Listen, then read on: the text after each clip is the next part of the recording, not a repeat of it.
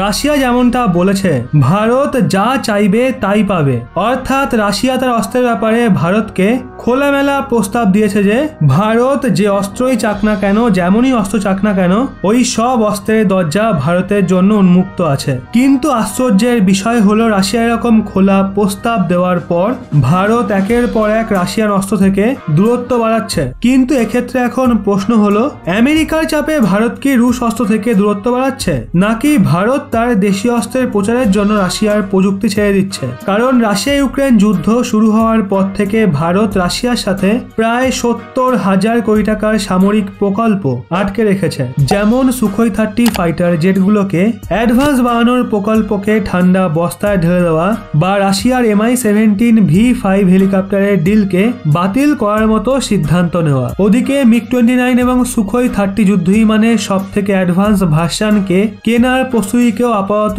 ভারত পেছনে সরিয়ে রাখছে।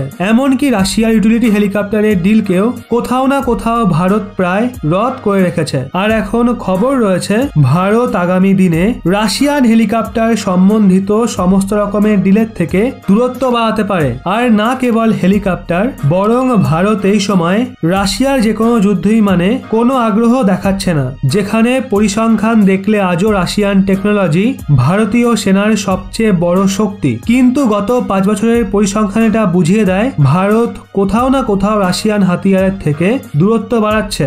আর তার পেছনে ভারতে স্বদেশী হাতিয়ারকে গুরুত্ব দেওয়া এখন একটা বড় কারণ বলে মনে করা হচ্ছে। ওদিকে ভারত নিজের সেনার ক্ষমতা এবং হাতিয়ারের টেকনোলজিতে বিভেদতা আনতে চাইছে। যদি এই সময় কেউ ভাবে ভারত আমেরিকার প্রেসারের কারণে রাশিয়ার হাতিয়ারের থেকে দূরত্ব বাড়াচ্ছে, তাহলে সেটা সম্পূর্ণ ভুল। কিন্তু রাশিয়ান হাতিয়ারের থেকে ভারতের দূরত্ব বাড়ানো রাশিয়ার জন্য চিন্তার বিষয় তো অবশ্যই। তো বন্ধুরা, যাই হোক, এই নিয়ে আপনাদের কি মনে হচ্ছে তা কমেন্টে অবশ্যই জানান। আর ভারতের বুলেট ট্রেন প্রজেক্টের সম্বন্ধে জানতে বাদিকের ভিডিও এবং ভারতের অত্যাধুনিক প্রজেক্ট সম্বন্ধে জানতে ডান দিকের ভিডিওটি ক্লিক করুন।